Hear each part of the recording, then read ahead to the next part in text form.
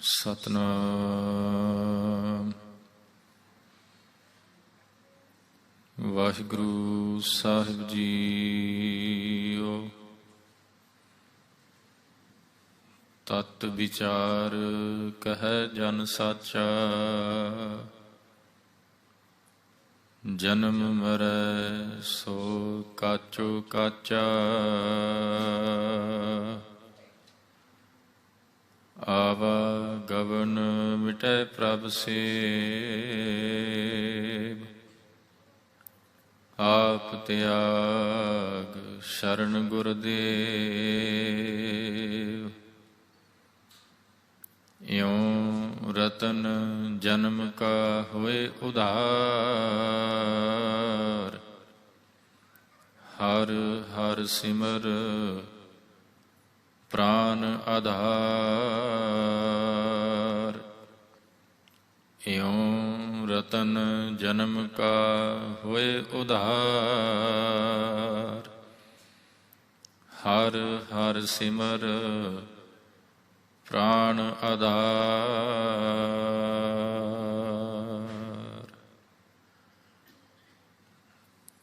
ਪਰਮ ਸਨਮਾਨਯੋਗ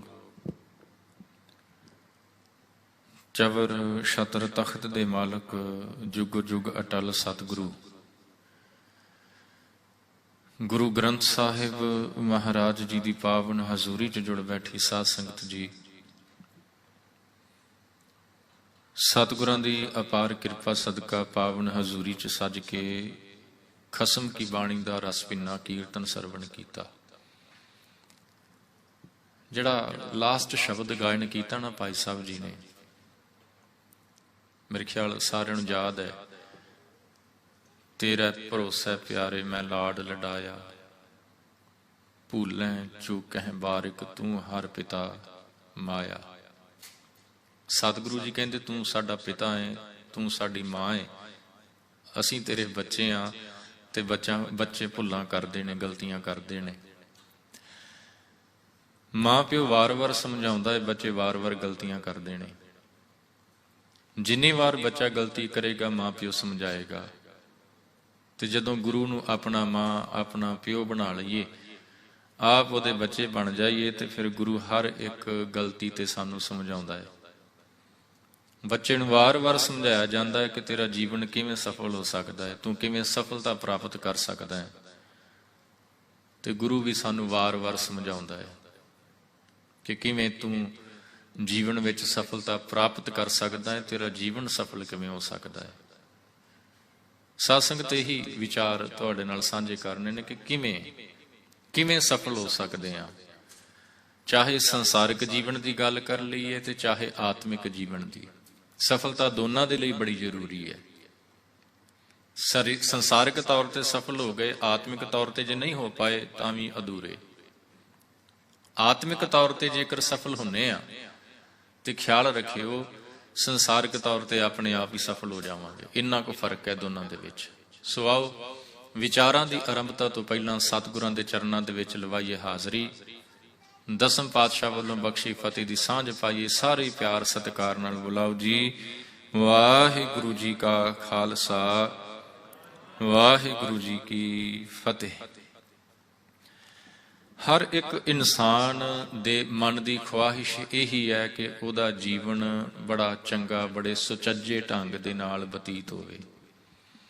ਹਰ ਇੱਕ ਮਾਂ ਪਿਓ ਦੀ ਇਹ ਦਿਲੀ ਖਵਾਹਿਸ਼ ਹੈ, ਦਿਲੀ ਇੱਛਾ ਹੈ ਕਿ ਉਹਦੇ ਬੱਚੇ ਜੀਵਨ ਦੇ ਵਿੱਚ ਸਫਲ ਹੋ ਜਾਣ।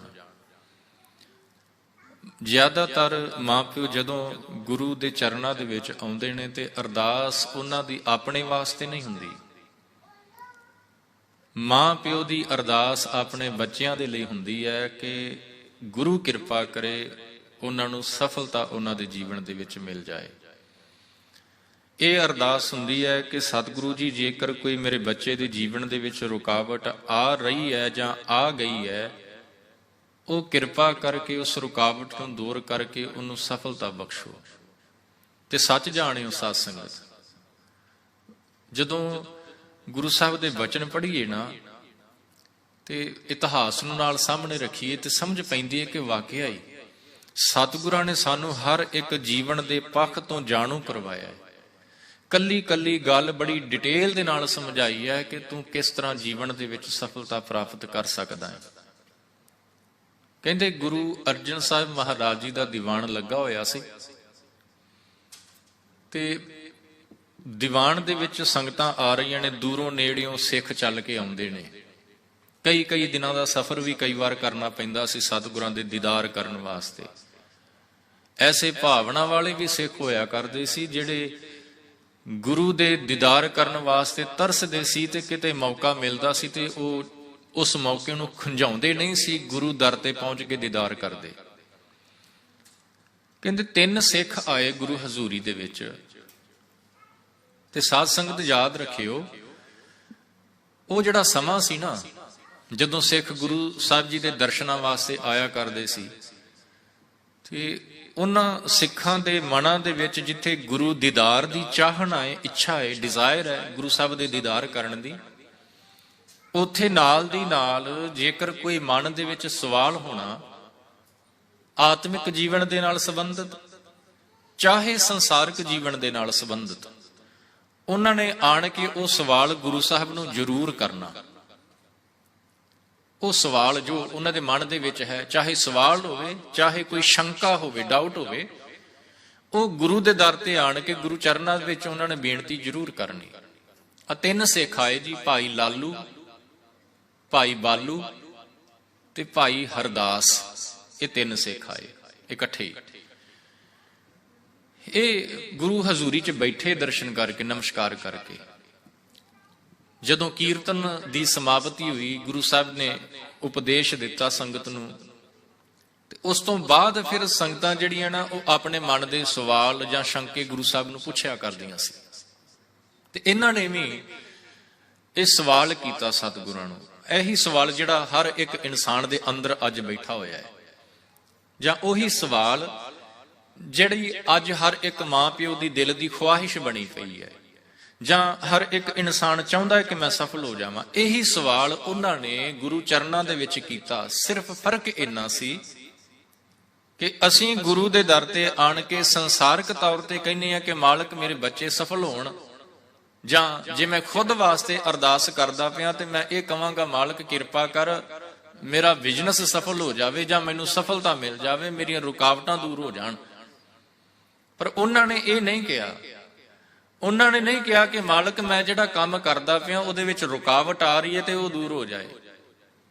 ਇਹ ਵੀ ਨਹੀਂ ਕਿਹਾ ਕਿ ਸਤਿਗੁਰੂ ਜੀ ਕਿਰਪਾ ਕਰੋ ਮੇਰਾ ਬਿਜ਼ਨਸ, ਮੇਰਾ ਕਾਰੋਬਾਰ ਸਫਲ ਹੋ ਜਾਵੇ। ਨਹੀਂ ਕਿਹਾ। ਉਹਨਾਂ ਨੇ ਕੀ ਕਿਹਾ? ਕਹਿਣ ਲੱਗੇ ਮਾਲਕ ਜੀ ਕਿਰਪਾ ਕਰਕੇ ਦੱਸੋ ਇਸ ਜੀਵਨ ਦਾ ਉਧਾਰ ਕਿਵੇਂ ਹੋਏਗਾ। ਇਹ ਮਨੁੱਖਾ ਜੀਵਨ ਜਿਹੜਾ ਪ੍ਰਾਈਸਲੈਸ ਕਿਹਾ ਜਾਂਦਾ ਹੈ, ਇਹਦਾ ਉਧਾਰ ਕਿਵੇਂ ਹੋਏਗਾ। ਇੱਥੇ ਉਧਾਰ ਦਾ ਮਤਲਬ ਹੈ ਸਫਲ ਹੋਣਾ। ਇਹ ਸਫਲ ਕਿਵੇਂ ਹੋ ਸਕਦਾ ਹੈ? ਤੇ ਸਾਧ ਸੰਗਤ ਫਿਰ ਗੁਰੂ ਅਰਜਨ ਸਾਹਿਬ ਮਹਾਰਾਜ ਜੀ ਨਾਲ ਜਵਾਬ ਦੇਣ ਲੱਗੇ ਨੇ ਉਹਨਾਂ ਨੂੰ। ਤੇ ਮੈਂ ਬੇਨਤੀ ਕਰਾਂ, ਚਾਹੇ ਮੈਂ ਆਪਣੇ ਸੰਸਾਰਿਕ ਜੀਵਨ ਨੂੰ ਸਫਲ ਬਣਾਉਣਾ ਚਾਹੁੰਦਾ, ਚਾਹੇ ਮੇਰੇ ਮਨ ਦੇ ਵਿੱਚ ਆਤਮਿਕ ਜੀਵਨ ਸਫਲ ਕਰਨ ਦੀ ਇੱਛਾ ਹੈ, ਜਿਹੜਾ ਜਵਾਬ ਗੁਰੂ ਅਰਜਨ ਸਾਹਿਬ ਮਹਾਰਾਜ ਦੇ ਰਹੇ ਨੇ ਨਾ ਸਾਧ ਸੰਗਤ, ਇਹ ਦੋਨਾਂ ਤਰ੍ਹਾਂ ਦੇ ਜੀਵਨ ਨੂੰ ਸਫਲ ਬਣਾਏਗਾ ਜੇ ਕਮਾ ਲਿਆ ਜਾਵੇ ਜੀਵਨ ਦੇ ਵਿੱਚ। ਤੇ ਮੇਰੇ ਖਿਆਲ ਦੇ ਵਿੱਚ ਹੈ ਕਿ ਇਹਨੂੰ ਕਮਾਉਣਾ ਕੋਈ ਜ਼ਿਆਦਾ ਡਿਫਿਕਲਟ ਵੀ ਨਹੀਂ ਹੈ, ਕੋਈ ਔਖਾ ਨਹੀਂ ਹੈ। ਸਿਰਫ 5 ਗੱਲਾਂ ਸਤਿਗੁਰਾਂ ਨੇ ਉਹਨਾਂ ਸਿੱਖਾਂ ਨੂੰ ਸਮਝਾਈਆਂ, ਜਾਂ ਇਦਾਂ ਕਹਿ ਲਈਏ ਕਿ ਇਹ ਕਹਿ ਦਿੱਤਾ ਕਿ ਇਹ 5 ਕੰਮ ਆਪਣੀ ਜ਼ਿੰਦਗੀ ਦੇ ਵਿੱਚ ਕਰ ਲਓ, ਜੀਵਨ ਤੁਹਾਡਾ ਸਫਲ ਹੋ ਜਾਏਗਾ। ਹੁਣ ਉਹ 5 ਕੰਮ ਕਿਹੜੇ ਨੇ? ਯਾਦ ਰੱਖਿਓ ਸਾਧ ਸੰਗਤ, ਹੈ ਬੜੇ ਈਜ਼ੀ ਨੇ। ਸਭ ਤੋਂ ਪਹਿਲਾ ਕੰਮ ਕੀ ਕਿਹਾ ਗੁਰੂ ਅਰਜਨ ਸਾਹਿਬ ਮਹਾਰਾਜ ਨੇ ਕਰਨ ਦੇ ਲਈ? ਕਹਿਣ ਲੱਗੇ ਸਾਰਿਆਂ ਦੇ ਨਾਲ ਹੱਸ ਕੇ ਮਿਲਣਾ। ਗੁਰੂ ਅਰਜਨ ਸਾਹਿਬ ਦਾ ਬਚਨ ਹੈ, ਜੇ ਪੜ੍ਹਨਾ ਹੋਵੇ ਤੇ ਪ੍ਰਿੰਸੀਪਲ ਸਤਬੀਰ ਸਿੰਘ ਜੀ ਦੀ ਇੱਕ ਪੁਸਤਕ ਹੈ ਜੀ, ਆਦ ਸਿੱਖ ਤੇ ਆਦ ਸਾਖੀਆਂ। ਉਸ ਪੁਸਤਕ ਦੇ ਵਿੱਚੋਂ ਤੁਸੀਂ ਇਹ ਖੁਦ ਪੜ੍ਹ ਸਕਦੇ ਹੋ। ਗੁਰੂ ਅਰਜਨ ਸਾਹਿਬ ਕਹਿੰਦੇ ਕਿ ਸਭ ਤੋਂ ਪਹਿਲਾ ਕੰਮ ਤੁਸੀਂ ਇਹ ਕਰਨਾ ਹੈ ਕਿ ਸਾਰਿਆਂ ਦੇ ਨਾਲ ਹੱਸ ਕੇ ਮਿਲਣਾ। ਕੋਈ ਵੀ ਆਵੇ, ਤੁਹਾਡੀ ਜਾਣ ਪਛਾਣ ਵਾਲਾ ਆਇਆ, ਰਿਸ਼ਤੇਦਾਰੀ ਦੇ ਵਿੱਚੋਂ ਆਇਆ, ਕੋਈ ਸੱਜਣ ਮਿੱਤਰ ਆਇਆ, ਕੋਈ ਆਂਢੀ ਗੁਆਂਢੀ ਆ ਗਿਆ, ਤੁਹਾਡਾ ਗੁਰ ਭਾਈ ਕੋਈ ਆ ਗਿਆ, ਚਾਹੇ ਕਿਸੇ ਦੂਜੇ ਧਰਮ ਵਾਲਾ ਆ ਗਿਆ, ਚਾਹੇ ਕਿਸੇ ਦੂਜੇ ਪਿੰਡ ਦੇ ਵਿੱਚੋਂ ਜਾਂ ਸ਼ਹਿਰ ਦੇ ਵਿੱਚੋਂ ਆ ਗਿਆ, ਚਾਹੇ ਉਹ ਇਨਸਾਨ ਆ ਗਿਆ ਜਿਹਦੇ ਨਾਲ ਤੁਹਾਡੇ ਵਿਚਾਰ ਨਹੀਂ ਮਿਲਦੇ, ਚਾਹੇ ਉਹ ਇਨਸਾਨ ਆ ਗਿਆ ਜਿਹਦੇ ਪ੍ਰਤੀ ਤੁਹਾਡੇ ਮਨ ਦੇ ਵਿੱਚ ਥੋੜੀ ਜਿਹੀ ਵੀ ਨਫ਼ਰਤ ਹੈ ਜਾਂ ਜਿਸ ਨੂੰ ਤੁਸੀਂ ਪਸੰਦ ਹੀ ਨਹੀਂ ਕਰਦੇ, ਕੋਈ ਵੀ ਆ ਜਾਏ, ਹੱਸ ਕੇ ਮਿਲਣਾ। ਮੇਰੇ ਖਿਆਲ ਦੇ ਵਿੱਚ ਇਹ ਕੰਮ ਕੋਈ ਬਹੁਤਾ ਔਖਾ ਨਹੀਂ ਹੈ, ਪਰ ਖਿਆਲ ਰੱਖਿਓ ਹੱਸਣ ਦੇ ਵਿੱਚ ਵੀ ਫਰਕ ਹੁੰਦਾ ਜੀ, ਹੱਸ ਕੇ ਮਿਲਣ ਦੇ ਵਿੱਚ ਵੀ ਫਰਕ ਹੈ। ਤੁਸੀਂ ਸਾਰੇ ਸਿਆਣੇ ਬੈਠੇ ਹੋ। ਅੱਜ ਕੱਲ ਨਾ ਜਦੋਂ ਇੱਕ ਦੂਜੇ ਨੂੰ ਆਪਾਂ ਮਿਲਦੇ ਆ ਨਾ, ਮੋਸਟਲੀ, ਮੈਂ ਸਾਰਿਆਂ ਦੀ ਗੱਲ ਨਹੀਂ ਜੇ ਕਰਨ ਲੱਗਾ, ਮੋਸਟਲੀ ਸਾਡੇ ਚਿਹਰੇ ਦੇ ਉੱਤੇ ਸਮਾਈਲ ਹੁੰਦੀ ਹੈ, ਕੋਈ ਸ਼ੱਕ ਨਹੀਂ, ਪਰ ਤੁਸੀਂ ਜਾਣਦੇ ਹੋ ਕਿ ਸਮਾਈਲ ਹੁੰਦੀ ਕਿਹੜੀ ਹੈ? ਕਿ ਉਹ ਸੱਚਮੁੱਚ ਅਸੀਂ ਮੁਸਕਰਾਉਂਦੇ ਪਏ ਆ ਕਿਸੇ ਨੂੰ ਮਿਲ ਕੇ, ਕਿ ਜਾਂ ਸਿਰਫ ਇੱਕ ਅੰਗਰੇਜ਼ੀ ਦਾ ਵਰਡ ਹੈ ਨਾ ਜੀ, ਫੇਕ ਸਮਾਈਲ, ਕਿਤੇ ਮਹਾਰਾਜ ਝਾਤੀ ਆਪਣੇ ਅੰਦਰ, ਕਿਤੇ ਉਹ ਸਮਾਈਲ ਦੇ ਨਾਲ ਤਾਂ ਨਹੀਂ ਅਸੀਂ ਮਿਲਦੇ। ਗੁਰੂ ਸਾਹਿਬ ਨੇ ਐਸੀ ਸਮਾਈਲ ਦੇ ਨਾਲ ਮਿਲਣ ਵਾਸਤੇ ਨਹੀਂ ਜੀ ਕਿਹਾ। ਗੁਰੂ ਸਾਹਿਬ ਕਹਿੰਦੇ ਦਿਲੋਂ ਹੱਸ ਕੇ ਮਿਲਣਾ ਹੈ। ਹੋ ਸਕਦਾ ਹੈ ਕਿ ਕੋਈ ਬੰਦਾ, ਕੋਈ ਇਨਸਾਨ ਕਿਸੇ ਪ੍ਰੋਬਲਮ ਦੇ ਵਿੱਚ ਹੋਵੇ, ਹੋ ਸਕਦਾ ਹੈ ਕਿ ਉਹ ਡਿਪਰੈਸ਼ਨ ਦੇ ਵਿੱਚ ਹੋਵੇ, ਜਾਂ ਉਹਦੇ ਮਨ ਦੇ ਵਿੱਚ ਕਈ ਹੋਰ ਤਰ੍ਹਾਂ ਦੇ ਵਿਚਾਰ ਚੱਲਦੇ ਪਏ ਹੋਣ, ਤੇ ਜਦੋਂ ਕਿਤੇ ਤੁਸੀਂ ਦਿਲੋਂ ਹੱਸ ਕੇ, ਦਿਲੋਂ ਖੁਸ਼ ਹੋ ਕੇ ਉਹਦੇ ਨਾਲ ਮਿਲੋ, ਤੇ ਤੁਹਾਡੇ ਕਰਕੇ ਉਹਦੇ ਚਿਹਰੇ ਦੇ ਉੱਤੇ ਵੀ ਮੁਸਕਰਾਹਟ ਆ ਜਾਵੇ। ਹੋ ਸਕਦਾ ਹੈ, ਪੋਸੀਬਿਲਿਟੀ ਹੈ। ਤੇ ਗੁਰੂ ਅਰਜਨ ਸਾਹਿਬ ਕਹਿੰਦੇ ਸਭ ਤੋਂ ਪਹਿਲਾ ਕੰਮ ਤੇ ਇਹ ਕਰਨਾ ਹੈ ਕਿ ਸਾਰਿਆਂ ਦੇ ਨਾਲ ਹੱਸ ਕੇ ਮਿਲਣਾ ਹੈ। ਦੂਜਾ, ਮਿੱਠਾ ਬੋਲਣਾ। ਮਿੱਠਾ ਬੋਲਣਾ ਹੈ। ਇਹ ਤਾਂ ਇੱਕ ਸਿਆਣੇ ਕਹਿੰਦੇ ਨੇ ਕਿ ਕੀ ਕਹਿੰਦੇ ਨੇ ਜੀ ਅੰਗਰੇਜ਼ੀ ਦੇ ਵਿੱਚ, ਕਮਿਊਨੀਕੇਸ਼ਨ ਸਕਿੱਲ ਵੀ ਹੈਗਾ ਨਾ ਜੀ ਇਹ ਤਾਂ, ਮਿੱਠਾ ਬੋਲਣਾ। ਜੇਕਰ ਤੁਸੀਂ ਮਿੱਠਾ ਬੋਲਦੇ ਹੋ ਹਰ ਇੱਕ ਦੇ ਨਾਲ, ਤੇ ਹਰ ਇੱਕ ਦੀ ਤੁਸੀਂ ਪਸੰਦ ਬਣ ਜਾਓਗੇ। ਤੁਹਾਡੀ ਉਹ ਗੱਲ ਕਰੇਗਾ, ਦੋ ਚਾਰ ਬੰਦਿਆਂ ਦੇ ਵਿੱਚ ਬੈਠਾ ਹੋਵੇਗਾ ਨਾ, ਤੇ ਤੁਹਾਡੀ ਸਿਫਤ ਹੋਏਗੀ ਕਿ ਫਲਾਣਾ ਬੰਦਾ ਜਿਹੜਾ ਬੜਾ ਪਿਆਰ ਦੇ ਨਾਲ ਬੋਲਦਾ ਹੈ, ਬੜਾ ਮਿੱਠਾ ਬੋਲਦਾ ਹੈ, ਉਹਦੀ ਜ਼ੁਬਾਨ ਤੋਂ ਕਦੇ ਮੈਂ ਕੌੜਾ ਲਫ਼ਜ਼ ਸੁਣਿਆ ਨਹੀਂ। ਇਹ ਗੁਣ ਪਤਾ ਕਿਹਦਾ ਜੇ? ਮਿੱਠਾ ਬੋਲਣ ਵਾਲਾ। ਪਤਾ ਹੈ ਤੁਹਾਨੂੰ? ਬਾਣੀ ਪੜ੍ਹਦੇ ਹੋ ਤੁਸੀਂ, ਤੁਹਾਨੂੰ ਪਤਾ ਹੋਏਗਾ ਮੇਰੇ ਖਿਆਲ 'ਚ। ਸ਼ਬਦ ਤੁਸੀਂ ਰਾਗੀ ਸਿੰਘਾਂ ਦੇ ਪਾਸੋਂ ਕਈ ਵਾਰ ਸੁਣਿਆ ਹੋਏਗਾ। ਇਹ ਮਿੱਠਾ ਬੋਲਣ ਵਾਲਾ ਗੁਣ ਪਤਾ ਕਿਹਦਾ ਹੈ? ਇਹ ਗੁਣ ਹੈ ਪਰਮਾਤਮਾ ਦਾ। ਗੁਰੂ ਸਾਹਿਬ ਕਹਿੰਦੇ ਨੇ, ਕਹਿੰਦੇ ਉਹ ਪਰਮਾਤਮਾ ਨਾ ਜਿਹੜਾ ਮਿੱਠ ਬੋਲੜਾ ਜੀ, ਹਰ ਸੱਜਣ ਸੁਆਮੀ ਮੋਰਾ, ਹਾਂ ਸੰਭਲ ਥੱਕੀ ਜੀ, ਉਹ ਕਦੇ ਨਾ ਬੋਲੇ ਕੌੜਾ। ਕਹਿੰਦੇ ਮੈਂ ਯਾਦ ਕਰ ਕਰਕੇ ਥੱਕ ਗਿਆ ਕਿ ਕੋਈ ਐਸਾ ਸਮਾਂ ਆਇਆ ਹੋਵੇ ਜਦੋਂ ਉਹ ਮਾਲਕ ਮੇਰੇ ਨਾਲ ਕੌੜਾ ਬੋਲਿਆ ਹੋਵੇ। ਕਹਿੰਦੇ ਨਹੀਂ, ਯਾਦ ਨਹੀਂ ਆਉਂਦਾ। ਕਿਉਂ ਨਹੀਂ ਆਉਂਦਾ ਯਾਦ? ਕਿਉਂਕਿ ਉਹ ਕੌੜਾ ਬੋਲਦਾ ਹੀ ਨਹੀਂ ਹੈ, ਉਹ ਬੋਲਦਾ ਹੀ ਮਿੱਠਾ ਹੈ। ਤੇ ਗੁਰੂ ਅਰਜਨ ਸਾਹਿਬ ਕਹਿੰਦਾ ਇਹ ਮਿਠਾਸ ਆਪਣੀ ਜ਼ਿੰਦਗੀ ਦੇ ਵਿੱਚ ਲੈ ਆਓ।